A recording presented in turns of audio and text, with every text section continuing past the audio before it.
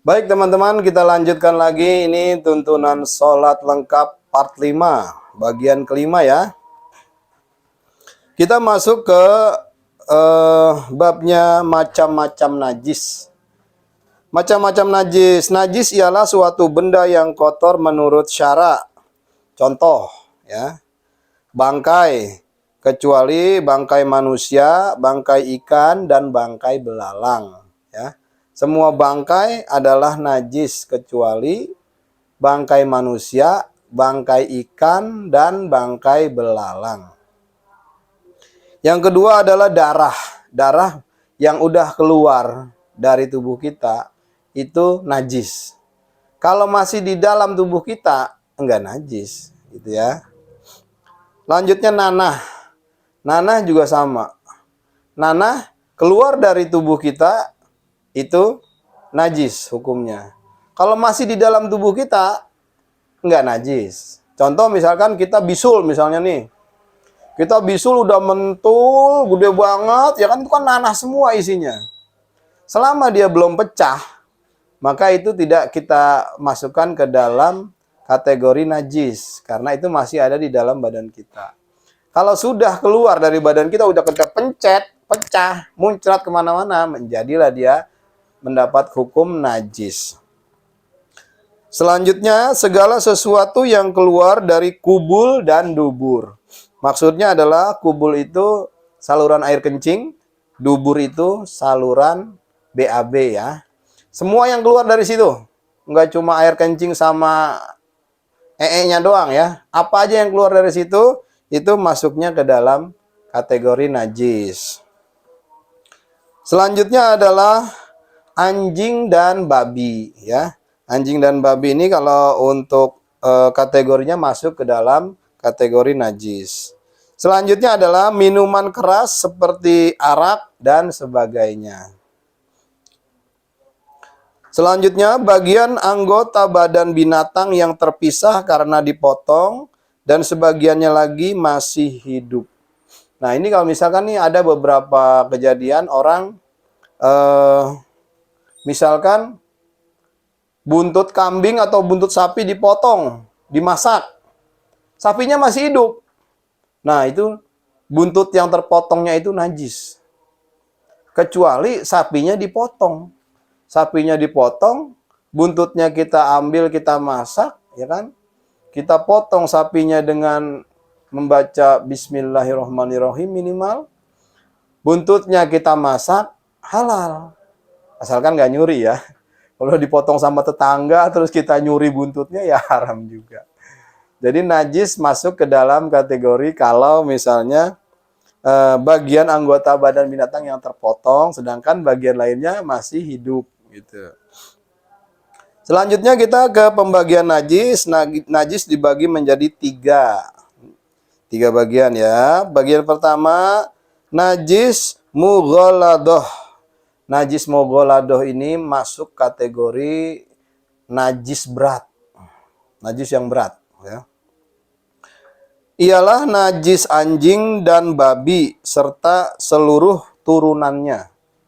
Jadi dari anjing dan dari babi itu memang najis dan itu masuk kategori najis yang berat. Selanjutnya najis mukhaffafah yaitu najis yang ringan. Contoh dari najis ringan ini adalah dari air kencing bayi laki-laki yang belum berumur 2 tahun dan belum pernah makan sesuatu kecuali air susu ibunya. Wah, jarang banget nih ya. Bayi-bayi kita sekarang baru berapa hari lahir aja udah dikasih susu bebelak misalnya gitu ya. Susu denkau. Kalau zaman dulu mungkin kalau di kampung-kampung mungkin masih ada ya. 2 tahun hanya nyusu ibunya aja. Nah, itu masuk kategori najis yang mukhaffafah, najis yang ringan. Ya. Tapi kalau bayi-bayi di tempat perkotaan kayaknya udah nggak ada yang air kencingnya di bawah 2 tahun cuma minum air susu ibunya aja kayaknya nggak ada ya. Banyak setahun aja udah bubur bayi lah, denkau lah gitu ya. Selanjutnya adalah najis mutawassitoh, yaitu najis kategori sedang. ialah semua najis selain dari najis mughaladah dan mukhafafah. Seperti segala sesuatu yang keluar dari kubul dan dubur manusia, binatang, kotoran, kecuali air mani, benda cair yang memabukkan, susu hewan yang tidak halal dimakan, nanah, darah, bangkai, termasuk juga tulang dan bulunya, kecuali bangkai manusia, ikan, dan belalang. Najis mutawasito, najis sedang, dibagi menjadi dua. Yang pertama adalah najis ainiyah. Najis ainiyah inilah najis yang memiliki wujud, kelihatan, barangnya kelihatan, ya. Memiliki warna, aroma, dan rasa, ainiyah, ya. Yang kedua, najis hukmiyah. Ialah najis yang tidak memiliki warna, aroma, dan rasa. Tinggal hukumnya saja najis, ya. Seperti apa contohnya? Seperti bekas kencing atau minuman keras yang udah mengering dan sebagainya. Itu masuknya ke dalam najis hukmiyah. Hukumnya haram, cuma udah nggak kelihatan barangnya. Selanjutnya kita masuk ke cara menghilangkan najis. Kalau najisnya berat, najis mughaladah, nah, cara menghilangkannya adalah, ya, di sini ada contohnya, misalkan terkena jilatan atau kotoran anjing babi. Cara mensucikannya adalah dengan cara menghilangkan dulu nih si bendanya dari badan kita, menghilangkan dulu bendanya dari badan kita. Nah, setelah itu kita basuh, kita cuci dengan air 7 kali, ya. Jadi misalkan kita kena jilatan anjing nih. Kita kena jilatan anjing, misalkan anjing ngejilat ke tangan kita. Kita cuci dulu nih, kita ilangin dulu nih air liur anjingnya.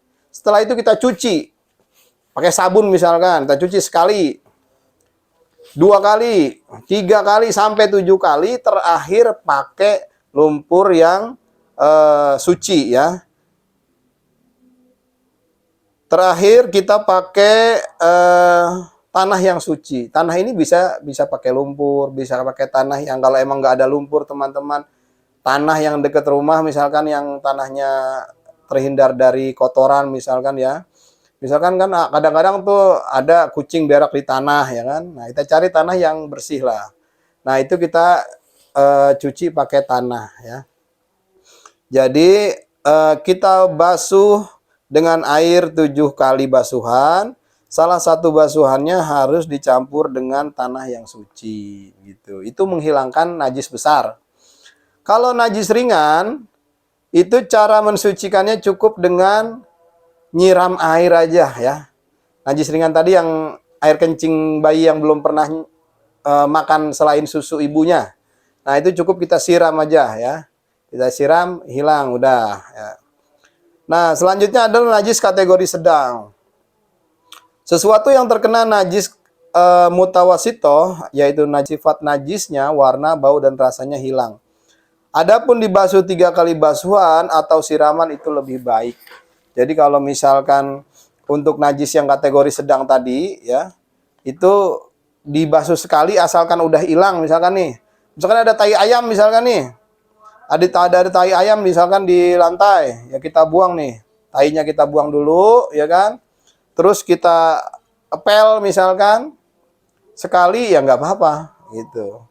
Asalkan udah hilang tuh, bau tai ayamnya udah hilang, warna tai ayamnya udah hilang, rasa nggak mungkin ya tai ayam kan. Jadi asalkan sudah hilang, udah boleh, seperti itu, ya. Jika najis hukmiyah, cara menghilangkannya cukup dengan mengalirkan air pada najis tadi. Ya, jadi kalau najis yang hukmiyah tadi, yang misalkan air kencing bayi yang sebelum 2 tahun belum makan apa-apa, itu udah kering, ya itu cukup di siram aja lah, gitu, ya. Itu sudah cukup. Oke, teman-teman, kita lanjut ke part berikutnya, ya. Ini sudah mau 10 menit.